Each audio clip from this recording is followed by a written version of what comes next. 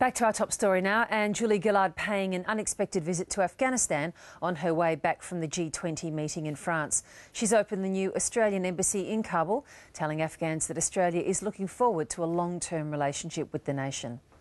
We came to Afghanistan and we have found some tremendous days of sorrow, but we have also found a great friendship. And I think opening up this new facility is a symbol of that ongoing friendship and partnership between our two countries.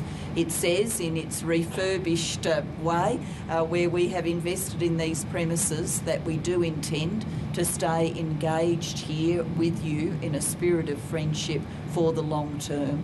And so in bricks and mortar, in new carpet and new desks, in new meeting rooms, even if we haven't quite got to the stage of new artwork, but in various ways we are saying to you that we intend to play a role as a partner and a friend of yours for a long period of time to come.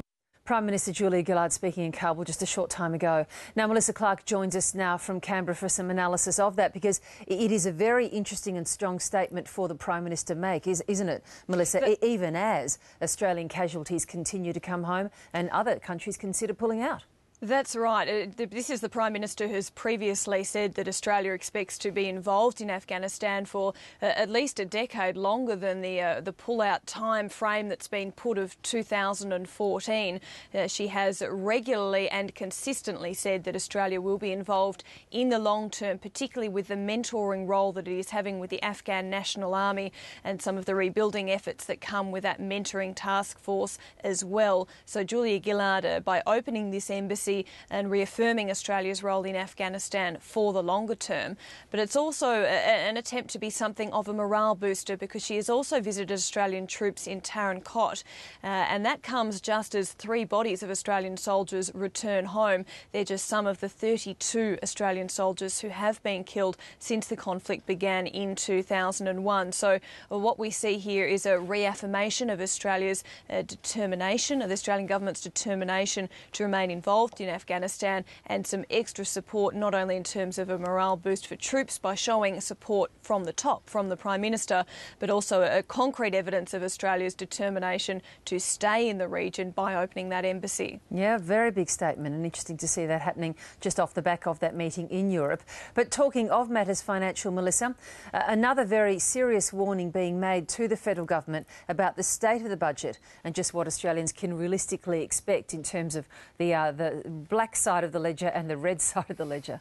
And which will be which for the next 2 financial years. Respected forecaster Deloitte Access Economics has put forward their most updated forecasts for the budget, and they're now anticipating, instead of the federal government reaching surplus in 2012-13 with a surplus of $3.5 billion, they say if settings are left as they are, then it's likely that the budget will actually be in deficit by $2 billion in that year, and it would take another 2 years to get to surplus.